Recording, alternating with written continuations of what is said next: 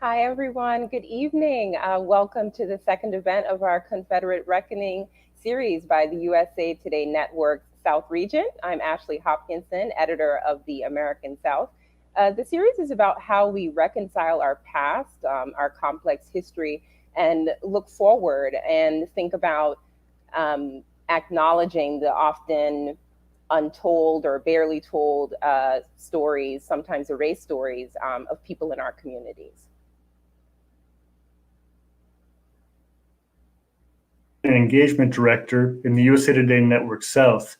We held our inaugural event focused on the Fuller story in Franklin, Tennessee, about how four men persuaded the community to share local Black history around the town square's Confederate monument. Today's event shifts to Montgomery, Alabama, which is a city many people know for its history with civil rights in the United States. Um, but we're trying to talk today too about the future and how some of the residents are using arts to further drive the conversation around racial and social justice. The purpose of today's program is to share how two artists and entrepreneurs are helping shape Montgomery for the future. So let's welcome our guests. We have Michelle Browder. Michelle Browder owns and operates More Than Tours, which is a social enterprise that provides educational and interactive tours to students and tourists, exposing the rich and sometimes deep and dark history of Montgomery, Alabama. More Than Tours has bridged the racial divide. It's reached nearly 10,000 students and tourists through tourism and through these tours that Michelle's been doing. And Kevin King is a native of Mobile, Alabama. He and his wife Nicole and their daughter Kaya reside in Montgomery. Kevin and his family moved to the Washington Park neighborhood 14 years ago. Their passion is to love, serve, and share life with others for the purpose of transformation and redemption as leaders are developed and empowered in their community. He founded King's Canvas in 2017. All right. Well, Michelle and Kevin, we're so happy to have you guys here. Would you please tell us a little bit more about yourselves and how you became involved in this effort? Maybe Kevin, we can kick off and start with you. All right, I grew up doing art, but I stopped around 18 because I didn't have no one at the time knew how to direct me into any type of art education career, anything like that. So went to school, majored in engineering, life happened, had a family, good times. And then when I was 35, my wife said, hey, I'm taking away your excuses for not creating. So she bought me art supplies. So about 7 years ago, I started painting. And it was through that experience where a friend of mine, Tracy Howell, had an art show and invited me to be a part of it. And, I saw a lot of diversity in the arts. But outside of that space, I did not see diversity in the arts. And I had a problem with that. And the only other person who was doing something that was providing opportunities was another organization called 21 Dreams. And so I said, I need to find the people who were like me, the high school student that don't know what to do with the arts once they get out, and that adult who stopped doing arts because life happened, and I need to get that person back into it.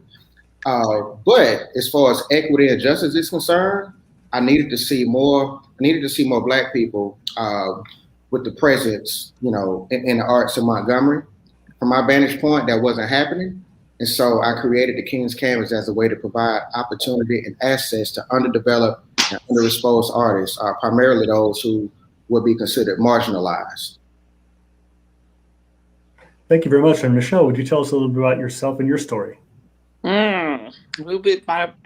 Well, grew up in a little segregated South, just out of high school or graduating from high school. I went out to Atlanta to attend the Art Institute of Atlanta, where I learned a lot about, of course, art, but where I was pretty much exposed to, you know, the Black Madonna, that's what they would call it in Atlanta. And so from there, I moved back to Montgomery, Alabama. I was called home actually by my parents they have a mission here, and I was asked to come to Montgomery, Alabama, and I've been here for now 19 years.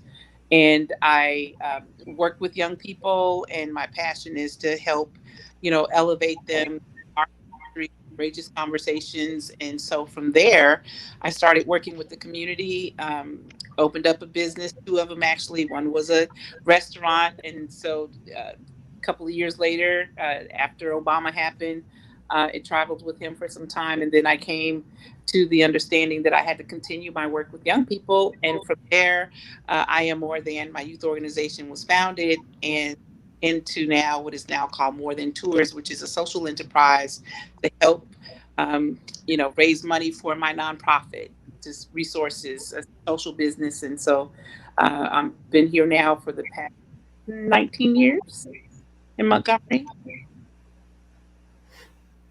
Now, for people who are not familiar with Montgomery and may have whatever preconceived notion they have, what would you define as the identity of Montgomery, and where are you helping take it?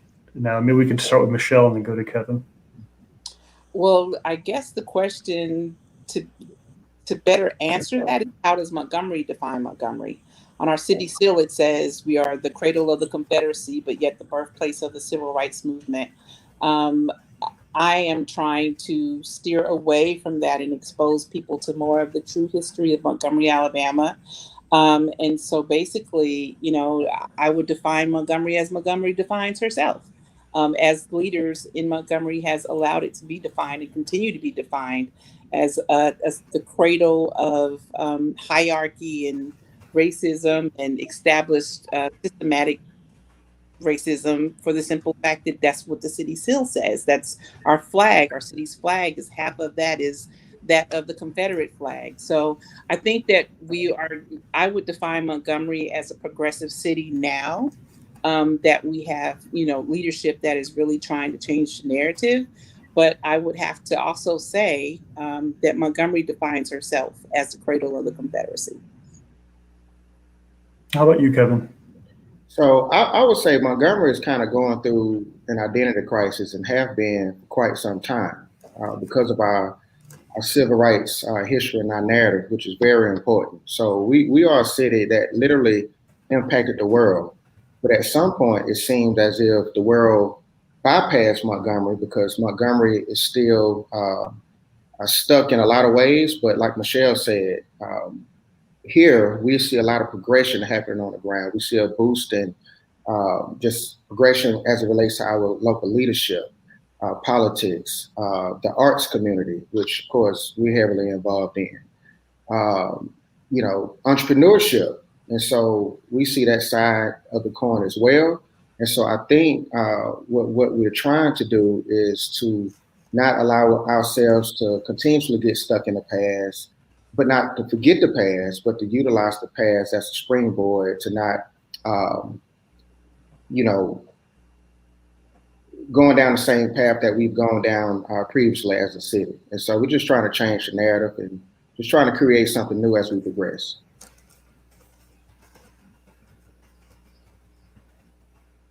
I think those are really good points. And Michelle, I know that I've read that you've said that More Than Tours is about truth tours. And so as you guys are talking about, sort of like Montgomery reimagining itself and how Montgomery might define itself, when you're telling this truth, are you encountering, sort of resistance to this deeper history? And, how do you move forward in those moments and bring people along with you in this conversation? Yeah, no, I'm not finding any resistance at all. There's a book that's called The Lies That My Teacher Told Me. And so basically we're peeling back, with my tours, I try to peel back the layers of some of those mistruths that we've been taught. There's more to the story than just Rosa Parks and, Dr. King. Those were great pioneers of the civil rights movement, but there's also the Aurelia Browders. There's also the, Lucille Times. There's also, all of these women. My goal as giving the tours is to also expose people to another side of the history, right? It wasn't a cakewalk. It wasn't just something that people haphazardly did. But then we also try to tie into where we are today, how it relates to the conversations that we're having to move Montgomery forward. Whether it's through art, whether it's through a courageous conversation about monuments, whether it's just exposing where we are as it relates to the food deserts that we have in our communities, and how we're still marginalized by the zip code. So people are they're more receptive, but I've been out here in San Francisco now for a month and a half, and everybody says, well, I'm too afraid to come south because you all like to hang people there. But I'm like, well, I'm too afraid to stay in San Francisco because you all have the same type of issues. I think it was James Baldwin that says, there's no difference between San Francisco and Montgomery, Alabama. It's the same issue. So as we, embark on truth tours in Montgomery, it's good for us to tell the truth and where we are as it relates to the overt racism and covert racism, and just expose it for what it is, but also show where there is small steps forward. And so that's basically what we try to do with our tours. But then, hopefully, and encourage people to reckon with that, reconcile, and then have a serious conversation with their French counterparts when they leave here. That's powerful, and to have a conversation about what they learned about Montgomery when they were there, and sort of even too how people can reconcile the perceptions that they might have about Montgomery with what Montgomery actually is and is trying to be. Absolutely. I tell people on my tours all the time, the conversation should really happen in Montgomery. Because that's where you had the racial divides, even more so that's embedded here with the Confederacy and how the secession took place here, how the conventions took place. Those 11 states came to Montgomery, Alabama to have the conversation and to secede from the Union. So what better place to be, then 100 years later, you have Dr. King standing at the same Capitol where, Jefferson Davis gave his speech. And then you have nearly 100 years to the day, 1965, where Dr. King gave his speech about how not long, just in the shadow of Jefferson Davis. So I just think that Montgomery is primed to have these, conversations that could ripple out to the rest of the country. And I think that we're bold enough here. I was given a tour one day to the Maxwell Air Force Base officers, and they were saying, wow, you all talk more openly and honestly about race here, whereas we don't, in certain circles. So I'm really proud of that Montgomery has become a place for healing, reconciliation, and, tough talk and truth about our country. Thank you, Michelle. There's been a lot of conversation about performative versus authentic representations of anti-racism. And Michelle, as you talk about healing and reconciliation, what are your expectations? And I'll ask this to Kevin as well. What are your expectations for what it means in terms of a sustainable way? You asking me first? Yeah, Michelle. Mm-hmm. Okay, so what does it mean and how to sustain it? Mm-hmm. I think that the first step is to change the narrative and start, if you want people to, or if you want visitors to see you in a different light, you have to change the way you operate, right? So it's now time for us to start having these conversations about, removing some of these monuments and putting them where they should, where they belong. Like, say, for instance, you have Jefferson Davis's at our state's capital where he has a home. The first White House of the Confederacy is right on the opposite side. Move him there if you want him in Plainsview. But so I think that, once we start to, really start having these conversations about what it means to move forward, you have to look at the people whose name that we call every day. So, David, if you come to Montgomery, you take a tour, you stand in the shadows of Jefferson Davis or James Marion Sims, both of whom were men, quote, of their time, but sought not to reconcile with the humanity of the people they enslaved. So I just think that if we, continue to or start having these conversations around how we are continuing this legacy of, systemic racism and hierarchy in this country, I think we'll eventually get there. But for the most part, we have to start somewhere. And I think that that's what we're doing. Kevin, there was something very compelling, and I'm about to get back to that question with you, but you just reminded me from your earlier start about how you put down your art for many, many years. And could you explain, you had talked to us before the show about why that was. Could you tell a little bit about what you thought your future would be and how you got back into the arts? Well, I mean, of course, as a teenager growing up in Mobile, Alabama at the time, coming out of high school, not really having any direction because everyone around me thought that I was intelligent enough to make my own decisions and not having the proper guidance to encourage me to do art, even though that's what my life consisted of, winning and placing in state and national competitions at the time. For me, it was me seeking stability, right? I was told to go to college, get a real major, get a real job, and provide a life for me and my future family. And so, I sought out to leave Mobile, go to Tuskegee University and majored in engineering. And I went into it to utilize my art. But years later, I found out that it really wasn't the same. And so for me, going through some things around that time in 2013, having my wife and my daughter purchase those art supplies with me, my wife saw that there was a dire need for me to have an outlet and for me to actually like create because my creativity had been stifled for so long. And and at the time we was working for another organization that I co-founded in that particular community, Washington Park, and the community was marginalized.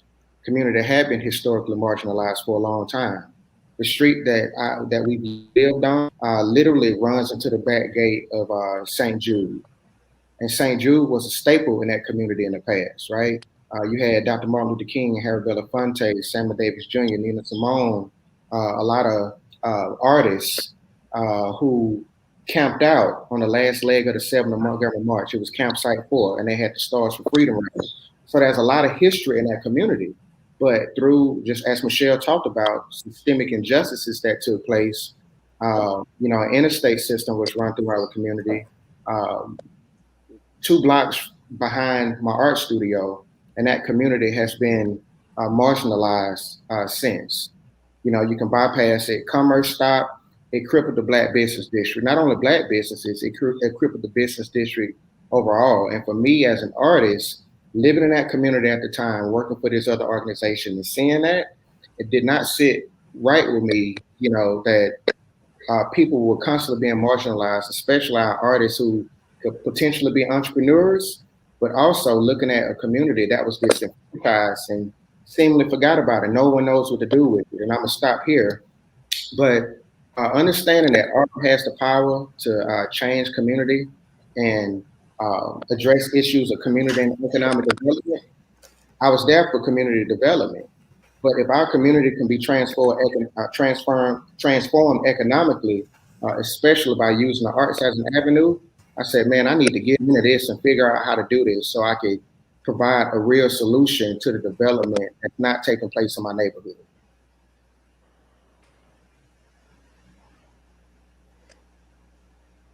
I'd love to further that in terms of just the question that I'd asked Michelle before about now that you're here, you're set that stage for using the art as this avenue. How do you sustain it in the long term?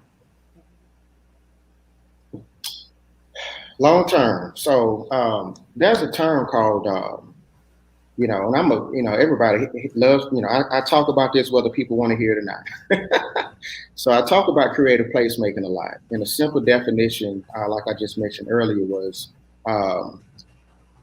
community and economic development that gives the arts a seat at the table on the front end. What usually happens is builders build beautiful places and artists converge, in these spaces, and then they create a thriving life. As far as long-term sustainability to my community, we now have a situation where we've moved into a community and we brought art to the community, we brought murals to the community. And usually when I go to these community meetings, pre-pandemic, politicians or local community leaders like me will ask the question, hey, what do you want for your community? And people say, well, we want more businesses in our community because we believe we need businesses. But no one really knows how to make that happen, because why would businesses move to the hood, right? What sustainability do businesses have in communities like Washington Park that's been marginalized, that's been economically disenfranchised? So we said, let's beautify the community. Let's take these, vacant spaces that once had homes on them, and let's turn them into public gathering spaces. Let's put up public art. And immediately it increased the traffic flow. It increased patronage of the businesses in that community. And now businesses are moving into that community, right? And now people in the community are even more proud of where they live. Now, we aren't there yet all of the way, but we're getting there. It's a real solution that's being provided. So as far as long-term sustainability, we have to go into communities that's been historically marginalized as we educate people on the history and tell the story and utilize art and do all of the things that Michelle is doing. But we have to also take this and partner with people that understand what it takes to take art and other avenues in order to develop our economically stressed communities, because our downtown is being built up, right?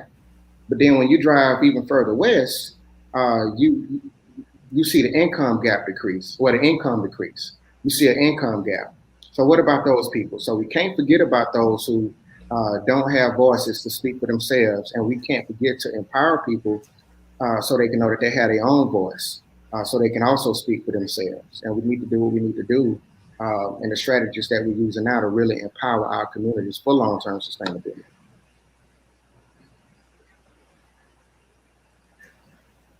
That's great. I know that was a lot. That was a lot, but that was good. And you know, I like what you're talking about with King's Canvas, and even how you started it. And I think just a few moments ago, when you were sort of reflecting on the history of Montgomery, you were talking about St. Jude, and you were talking about you know, just the Nina Simone's and, you know, the artists of that time. And I think it was Nina Simone who first said, you know, that, you know, one of the jobs of an artist is to reflect the times. And when you're working with people at King's Canvas, is that something you're seeing, like people reflecting the current times we're in the artwork, or are you seeing it more so as an outlet, a creative outlet that people need to process some, you know, some of the feelings they might have about these times that we're in, and these moments of reconciliation that we're having, you know, all across the country? Yeah, the short answer is I see both. I see people using art as a coping mechanism, especially during the height of the pandemic when the shelter-in-place order was enacted. I saw people isolated who thrived off of being around others and creating. You know, we had to have an art supply drive, you know, because people were literally losing their minds and they needed the tools that they needed in order to create. We've had to, entrepreneurship is a big thing. And so sometimes as artists, we don't make great entrepreneurs, right? And so we've had to teach entrepreneur classes so people can get the basic principles that they need, entrepreneurial principles that they need to actually view themselves as a business and do it the right way, so they can create some long-term sustainability for themselves and their families, and having a platform in order to be more sustainable, right? I see people, like when George Floyd happened, man, I said, I ain't looking at that video. But I don't know what made me do it, but I sat and it came up on my screen and I clicked on it and it messed me up. And the only way I can cope with it at that time was to create something that reflect that particular incident. And that's what I did. I posted it on my Instagram and it went viral. You know, and so, and I've seen other artists do the same thing, whether it's George Floyd, Tamir Rice, and others, or just other things that are happening in our nation, period, that affect us as a people. So, you know, people use it for different reasons. And, you know, I'm definitely one who uses it as, you know, coping mechanisms. I reflect the time. And sometimes I just want to create something beautiful just because it feels good and looks good. Yeah, Michelle, you're doing some pretty exciting work in San Francisco. Could you talk a little about what you've been up to? And especially for people, you've had a little bit of press and soon some more with the American South, which I'm very excited to promote. But tell us a little bit about your project. Well, the project that I'm working on now, it's something that's been with me for the past 25 years since I went to college. I guess I'm telling my age at this point. But you know, in college, I learned about this artist by the name of Robert Tom, and it was a painting of three enslaved women, Black women one was on her knees, grasping a chest, and the other two were peeping behind the curtain as if, you know, they were fearful and afraid. And there were three white men that obviously looked like doctors that were surrounding this one particular woman, which I later found out once I moved to Montgomery, Alabama, more about these women and more of the history about James Marion Sims and Anarcha Lucy and Betsy, the women that were experimented on, that were enslaved, victimized, raped, pillaged. I just want to put that out there. Anarcha was 17 years old at the time of her pregnancy. And so when I moved to Alabama and, like 10 years later, I started giving tours and I started learning more about the iconography that surrounded our city. And to know that James Marion Sims, one of the predators, was at our state's capital, it just impressed upon me even more. These women just gripped my very creative being. So I started creating art, and I created this event called Art on the Square that we've been doing for the past 10 years. When I first moved to Montgomery, Alabama, there wasn't an art scene. There wasn't anything. There was an art scene, but we were marginalized from it. We weren't. And when I say we, Black people were not represented in these circles. And so I created my own lane, right? I had an art gallery that was a restaurant and would create all types of street fairs surrounded around art. And so now that coming up in years, Anarcha, Lucy, and Betsy has always been a part of the conversation. We would, create art around these three women. And so now this year, being our 10th year, we're getting ready to manifest them in a more grand style where we're erecting a monument in their honor. Anarcha stands about 15 feet tall. Lucy and Betsy, one is 7 feet tall. The other one is 9 feet tall. And they are warriors. They're absolutely beautiful. So I'm here in San Francisco creating, collecting junk, because a lot of the items that people have donated are discarded items, but recycling precious metal and creating a beautiful piece of art that's going to honor these three women and Black women. It's going to tell the story about the contributions that Black women have made during enslavement, during the time of freedom, and also during the time of the civil rights movement into where we are today with Sabrina Fulton or Nina Simone or Lucy McBath. When I want to honor the women who've lost their children, like George Floyd. George Floyd called out for his mama. So it's a monument that's going to speak to the truths from enslavement to where we are today, as it relates to maternal health. So that's what I'm doing. And I'm excited because we're getting ready to head home, and we're going to finish the monument in Montgomery, Alabama, with hopefully teaching Black women how to weld. Because I've been here at the shipyard, and that's where Black women during World War I and II helped get the ships done, help craft the ships. And so I'm excited about coming home to share this with Montgomery. And if I'm correct, the title is Mothers of Gynecology? The Mothers of Gynecology. So these women were experimented on. Anarcha was 17 when she had her first baby. She was 17 years old. Who fathered the child? That's the question for many of them. But these women were enslaved in the backyard of James Marion Sims Hospital and also his office, which is literally downtown in Montgomery, Alabama. He called it the Negro Hospital. And, so basically it's called vesicovaginal fistula, is a tear that would transpire or an obstruction that would happen during prolonged childbirth.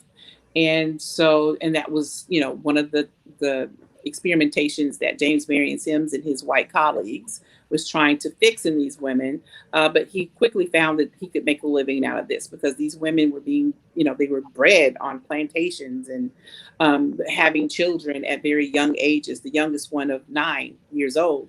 And so I think that right now is a wonderful time to start having these truthful conversations and lifting the veil of ignorance, because while we revere this one part of history, which is that of the Confederate Revolutionary War, there were people that were victimized, but also in their victimization, these women, if anyone out here that's a woman that's had a pap smear, you should be thinking about Anarcha, Lucy, and Betsy and the other 11 women.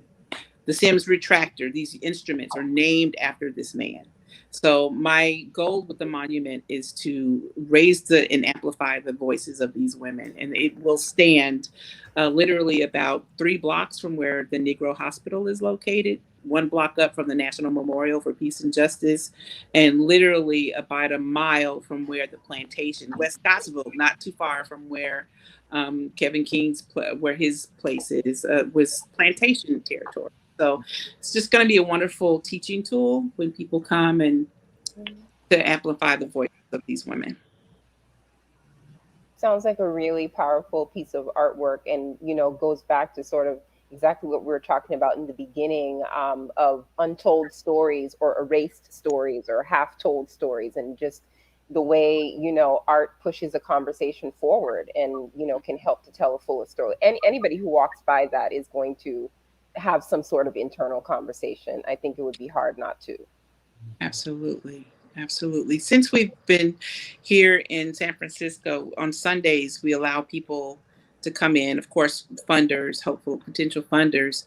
And this past Sunday was something different. Not one person spoke. When we unveiled her face and Arca's face, you couldn't speak because you can clearly see the pain, you can see the anguish, but you can also see the youthfulness and how these young women, these children, were used as experimentation. So, when you talk about the cradle, you need to look at the other side of the cradle, and that's cradle of the Confederacy. And so it's very powerful. I'm very proud of it. And all of the midwives that I've had to help me birth this baby, I'm very grateful. I host a podcast, and my guest today will be appearing soon is Bishop Joseph Walker, who leads the largest church in the Southeast, Mount Zion. And he was talking about two things that relate to both your stories. And one of them is, the hesitancy when it comes to medicine because of the abuses of Black bodies in your past.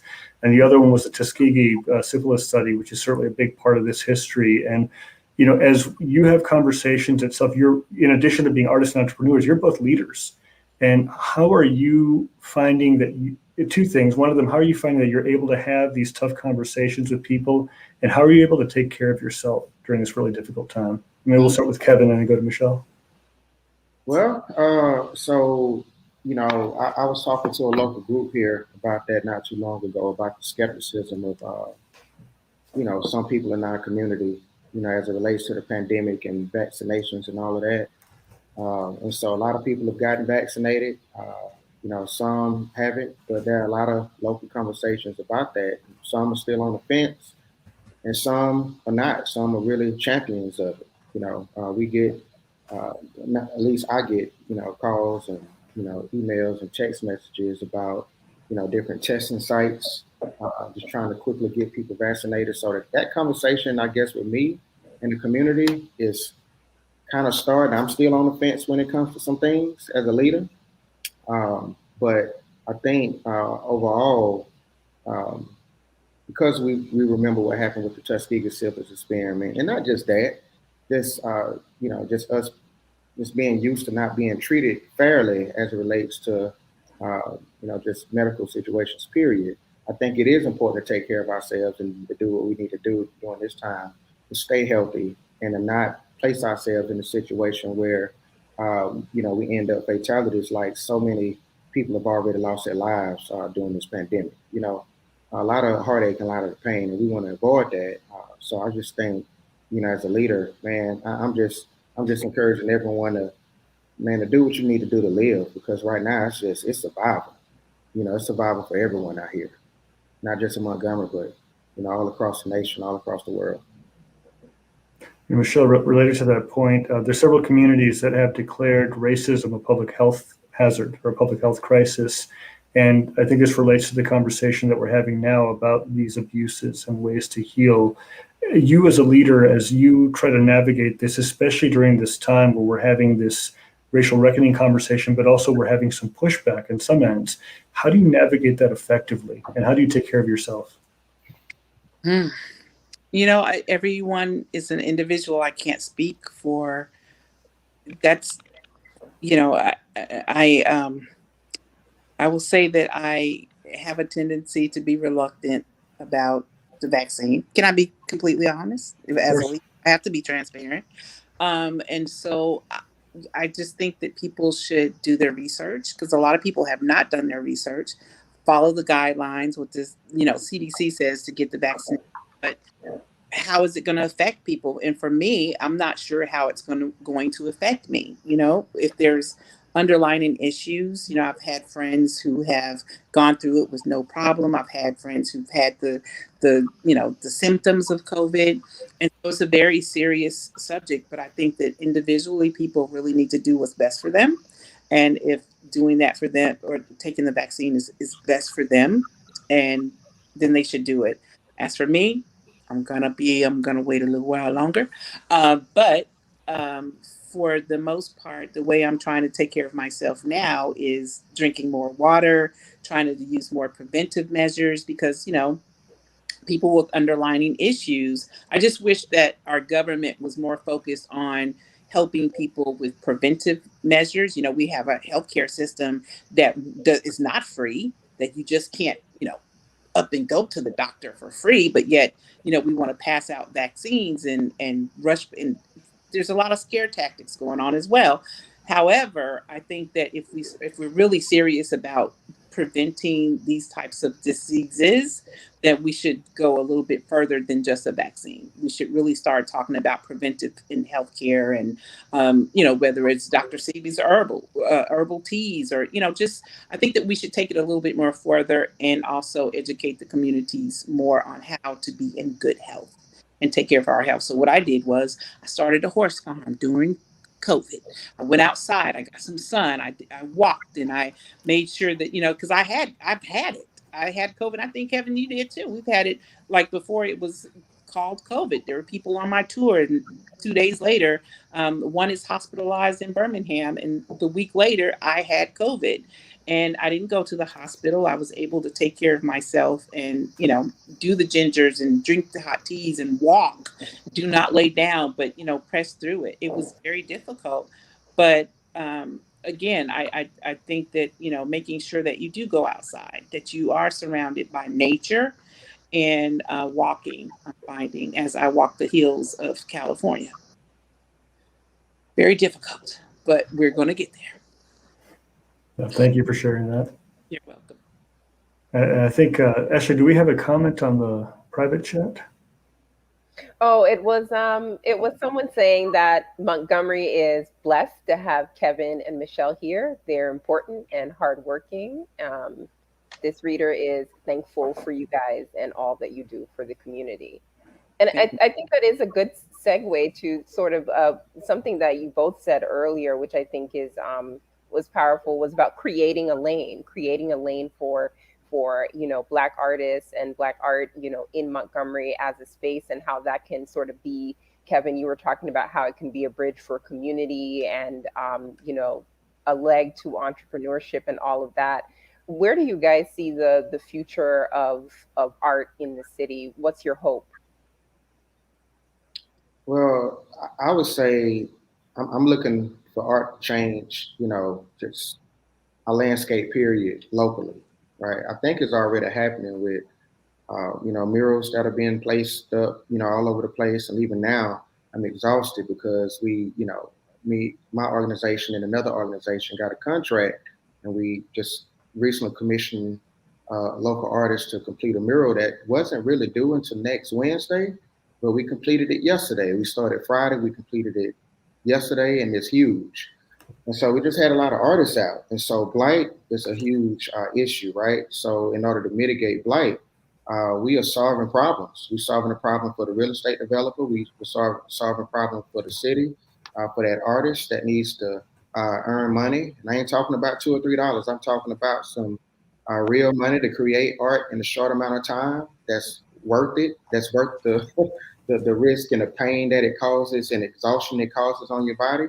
And we also are able to employ people from communities like Washington Park to help do some of the prep work. So it's solving a lot of problems. And so for us, understanding that it increased natural, traffic flow, and that traffic flow helps businesses, increase businesses patronage. And for us, just taking that creative placemaker model, using art entry point to address issues of community and economic development, having an opportunity to do that all over the city, primarily in our neighborhoods that have been historically marginalized, economically stressed, forgotten about, disenfranchised, whatever you want to call for me, using that to address those issues and to strategically build programming around that, whether that's strategically moving businesses in those communities, recruiting people to move businesses in those communities once they see the traffic flow. It hopefully decreasing crime because of the increased traffic flow. Also, a lot of times when we look at art, we look at the displacement aspect of gentrification, even partnering with local housing organizations that are taking control of the land to simultaneously address anti-displacement, right? So our communities, won't become like we've seen happen in certain areas where people can't afford to live in their communities anymore, and then the culture of the community being stripped away by those moving in, because now it's become the cool thing to live in that community. And so for me, that's the future. That's the future of Montgomery, and that's something that I'm pushing heavily, and not really giving up until it happens all over the city, not just in Washington Park, but in King Hill, in Ridgecrest, and Regency Park, all over. Well, what I would say is that I believe in reclaiming space. And so the journey has already started with the Black Lives Matter mural or painting that is now downtown in the heart of our city, where Black people were bought, sold, traded, enslaved, degraded.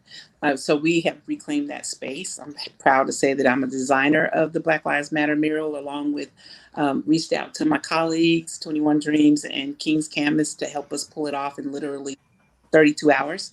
But we have a mayor, we have a new leadership that is saying arts and culture is important to to our city. And whereas before it was controlled, another form of hierarchy and white supremacy. But now the reins have been loosened on us, and we are able to create beautiful art in places that matter. So now if you come to Montgomery, or if you Google it, there's a big, beautiful Afrocentric Black Lives Matter. And we use the Black Lives Mattered in in the 1800s, and they mattered now.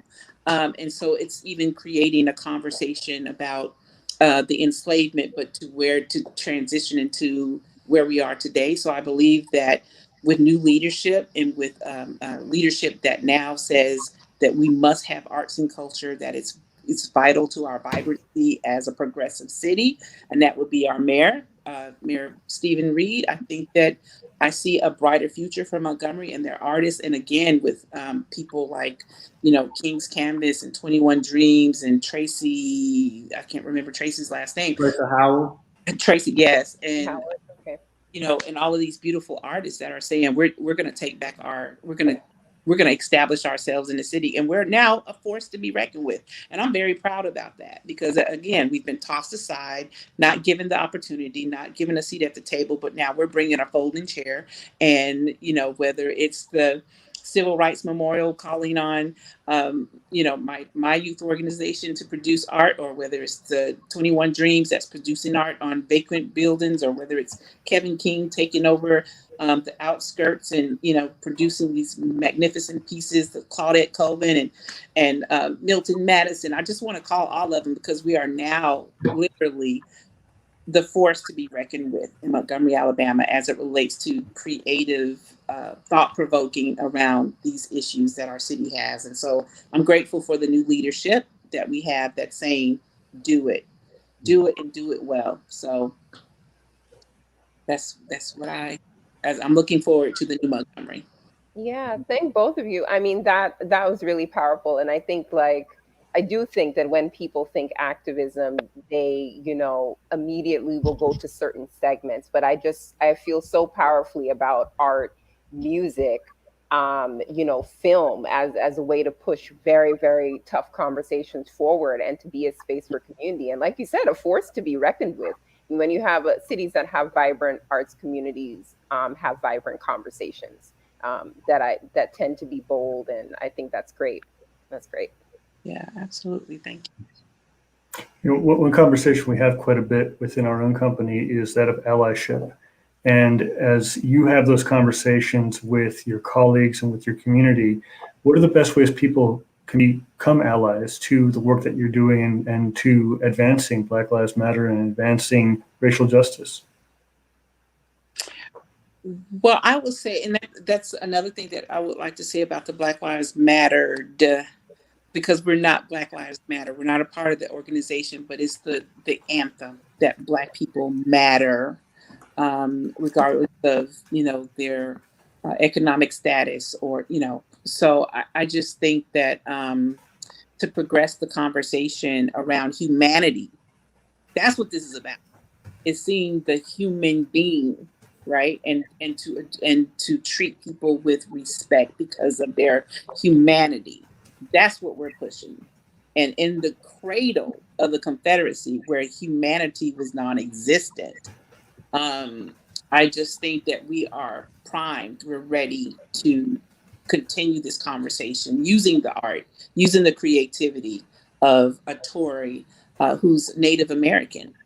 She needs a spot on the wall to speak to the land that was stolen, Alabama, right? And in order for us to continue this reckoning. So yeah, I hope I answered your question because I got a little excited there. No, that's all right. That's all right. Yeah, I think this is one of the things that's because there are a lot of people who want to help, but the question is, is marching in a protest enough? If you are a white or other person of color ally, what are the significant ways that they can be of service and can be of good use, perhaps, to ensure that people are respected and their humanity is respected? Yeah, offer a seat at the table. If you look at some of these boardrooms, it's all white. Maybe you have one or two. Offer a seat at your table. Use your business. Offer a wall. Provide the money that we need to get this message across. Help sponsor some of the events. Go outside of the normal hierarchy that's already set up. There's several organizations that set up to give funding to the arts, but only one segment of the population is getting that. I'm grateful for the Alabama Arts Council of the Arts. Alabama State Council on the Arts. Yeah, they are net state council. Thank you. They are now they're really supporting us heavily now. So I would say, follow that lead and find artists who need mentoring or just need funding to produce more art that speaks to who we are and who we would like to become. And I'm going to let Kevin take the rest of that.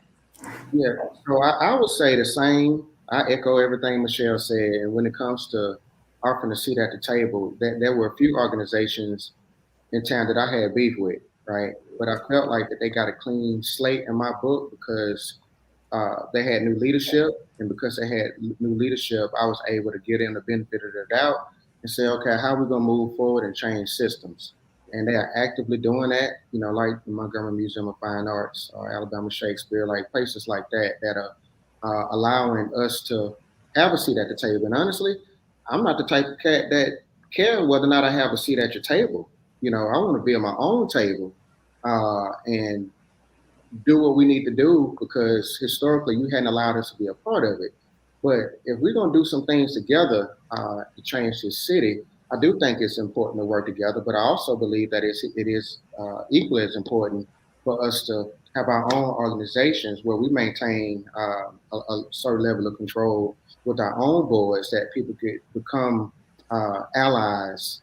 Even if we aren't sitting at their table, they can become allies and advocate on our behalf as well. And I'm starting to see that happen with a lot of our organizations.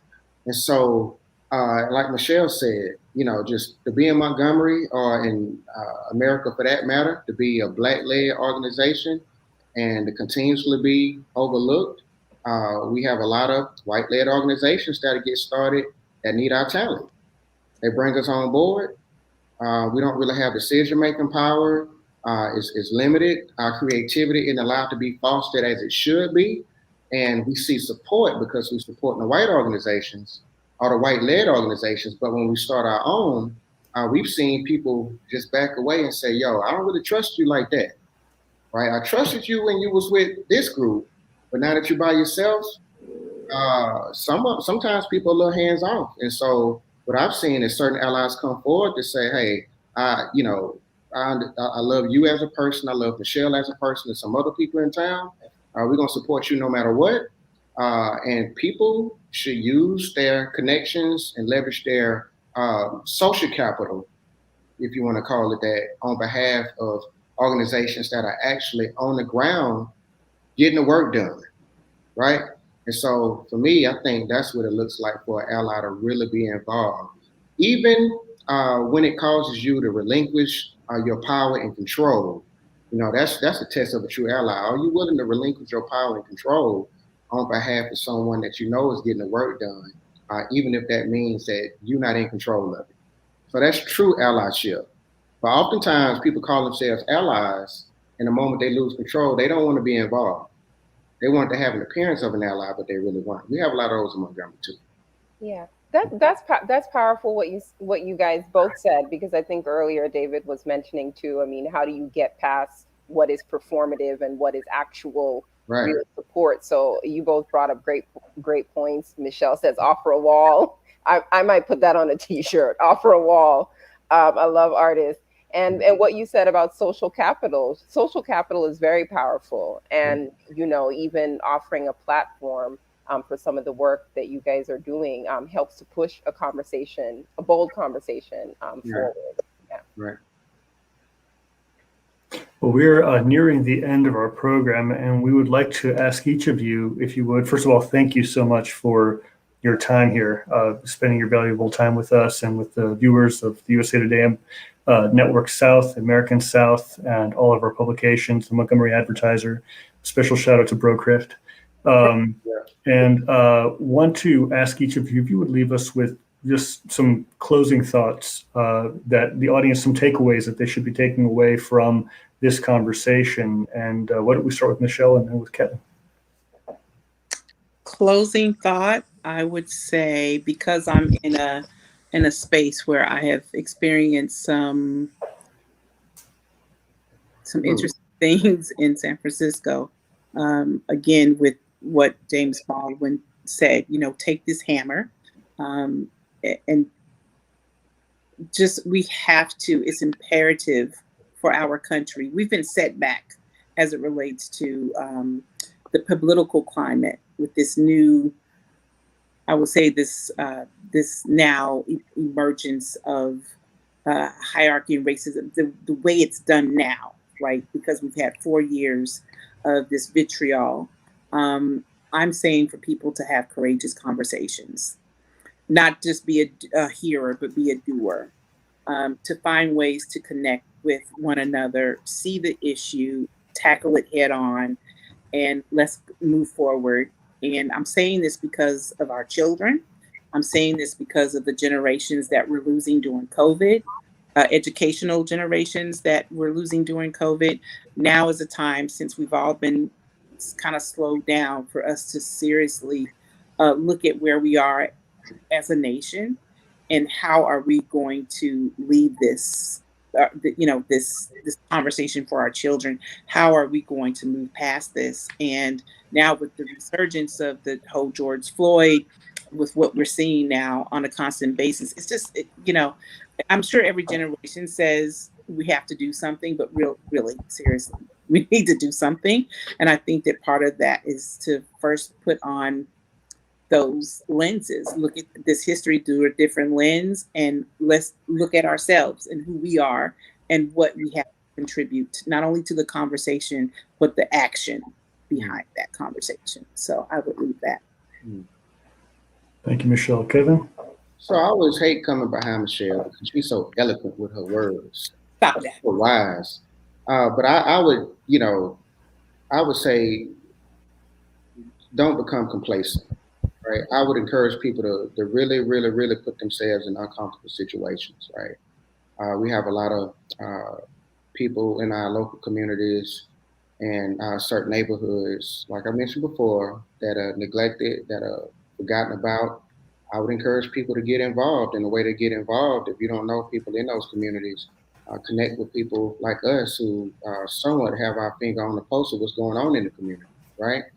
And I would say find ways to not only support those organizations, but find ways to become even more uncomfortable and start building relationships with people in communities and just hearing their voice, allow their voice to be heard, right? And after you have those conversations, I would encourage people not to be complacent, but to take action and to find ways to utilize their, whether it's financial resources or relationships to benefit, us as a city by helping progress this city by not forgetting about our marginalized communities and marginalized people. And I know it's not as easy as I make it sound. It's hard. It's hard for all of us, no matter who you are. But that doesn't mean we give up the fight. We have to constantly press forward and progress, by any means necessary. Thank you, Kevin. Thank you. And I think this evening has been an opportunity to discuss these wonderful topics, getting to know Michelle Browder and Kevin King much more intimately, and at the same time giving us tremendous food for thought, not just for conversation, but for action. And Ashley, I'm just so delighted to share this stage with you as well. I've admired your work for so long, and I can't wait to read the story about Michelle and the Mothers of Gynecology. Yes, you guys can find that story at americansouth.usatoday.com. And thank you, Michelle and Kevin. I'm inspired, and I will take the word courageous from this conversation. I appreciate you guys. All right. And come to Montgomery and take a tour, and I promise to take you over to the King's Campus. I will. It will happen. Thank you. Well, perfect. Well, please, everybody, feel free to share this broadcast, rewatch it, keep us posted with your questions. We'll take you up on the offer to go to Montgomery as soon as we can and support local journalism. We need you to continue fueling this kind of work that we're doing. Thank you so much again, and have a wonderful evening. Thank you all so much, too. Thank you. Thanks, everyone. Appreciate you.